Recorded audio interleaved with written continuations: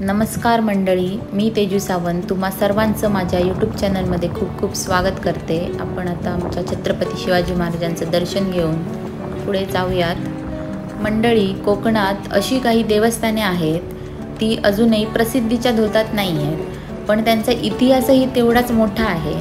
तर आपण अशाच एका सावंतवाडी तालुक्यातील सरमळ्या गावातील सपतनाथ मंदिर, जे एका रात्रीत बांधलेलं मंदिर आहे, पांडवकालीन मंदिर, तर तिथे आपण आता जाणार आहोत। तर चला।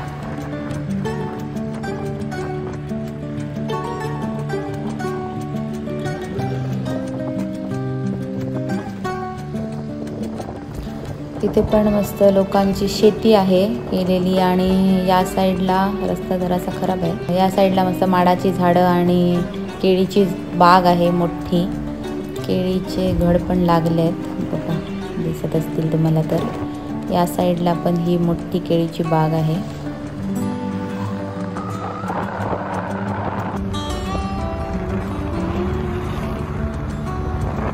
इथे भात कापणी चालू आहे, उन्हात लोक भात कापतायत।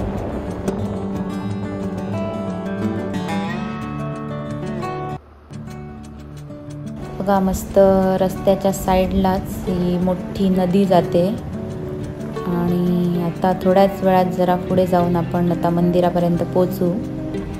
आणि इथे तर एका साईडला ही रबर प्लांटेशन आहे। रबराची सगळी झाडं आहेत, या झाडांच्या डिंकापासून रबर बनवतात। तर इथे ही सगळी बाग आहे।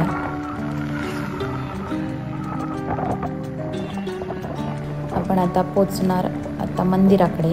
तर हे आहे आमचं सपतनाथ मंदिर, मस्त दोन्ही साईडला झाडं। आता मी फायनली पोचलो इथे। तर मी मंदिर तुम्हाला दाखवते।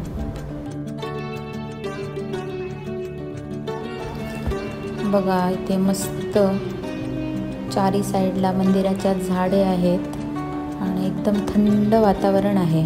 समोरच नदी आहे, आणि हे श्रीदेव सपतनाथ मंदिर एका रात्रीत बांधलेलं मंदिर आहे, पांडवकालीन मंदिर। सुमारे 5,500 वर्षापूर्वीपासूनचं हे मंदिर आहे, आणि देवाने हल्लीच कौल दिला, आणि ते गेल्या वर्षीच हे मंदिराची हे बांधकाम सगळं झालं आहे।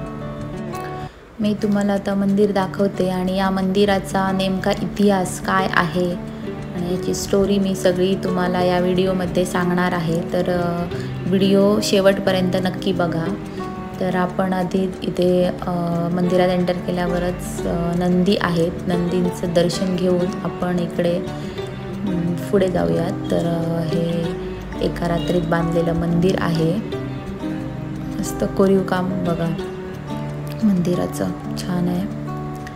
आणि इथे आपल्या शंकर महादेव आपले इथे पिंडी आहे, आणि मस्त फुलांनी छान सजवलेली पिंडी आहे बघा, आणि वरून पाणी पडतंय, बेल वगैरे घालून मस्त पूजा केलेली आहे। मस्त प्रसन्न वाटतंय मंदिरात आल्या आल्या। आणि पिंडीच्या अगदी समोरच त्या साईडला तुम्हाला दिसत असतील पाषाणं आहेत, ही 4 देवांची, त्यांची पण पूजा केलेली आहे सकाळीच। आणि इथे या साईडला एक पाषाण आहे, आणि तिकडे बत्ती लावलेली आहे। पण आता दर्शन घेऊया। आणि या हे जे पोस्टर आहे त्याच्या पाठीमागेच वारुळ आहे, पंचमुखी देव इथे राहतात असं म्हटलं जातं त्या वारुळात। तर मी तुम्हाला ते पण दाखवेन आता, वारुळ पाठीमागे जाऊन दाखवते। जाऊया आपण आता असं पाठीमागच्या साईडला। तर हे बघा, बरोबर असं मंदिराच्याच पाठीमागे हे मोठंच्या मोठं वारुळ आहे, आणि असं म्हटलं जातं की पंचमुखी देव इथे आहेत करून। तर हे इथे सुमारे 5,500 वर्षापूर्वीपासूनच हे इथे देवस्थान आहे। पांडवांच्या पदस्पर्शाने ही भूमी आहे, आणि नवनाथांपासूनच सगळं ह्याची स्टोरी आहे तशी। नवनाथांनी बांधलेलं मंदिर, पांडवांनी हे मंदिर बांधायला चालू केलेलं, आणि कोंबडा आरवला सकाळी आणि ते आपल्या पुढच्या प्रवासाला निघून गेले. तर ते मंदिर अपुरं राहिलेलं आणि त्याच्यानंतर गेल्या वर्षीच देवाने कौल दिला की हे बांधू शकतात असं करून. आणि त्याच्यानंतर हे मंदिर गेल्या वर्षी एका रात्रीतच बांधून पूर्ण केलेलं आहे. आणि असं पण म्हटलं जातं की गोव्यातून एक प्रवासी इथून जात होते, या रस्त्याने बेळगावला जात होते ते. म्हणजे ते त्यांची एक कंपनी होती आणि त्या कंपनीत त्यांचे आत्तेभाऊ मामेभाऊ अशी सगळ्यांची ती एक कंपनी होती आणि त्यांनी ती कंपनी बळकावली आणि यांना बाहेर टाकलं.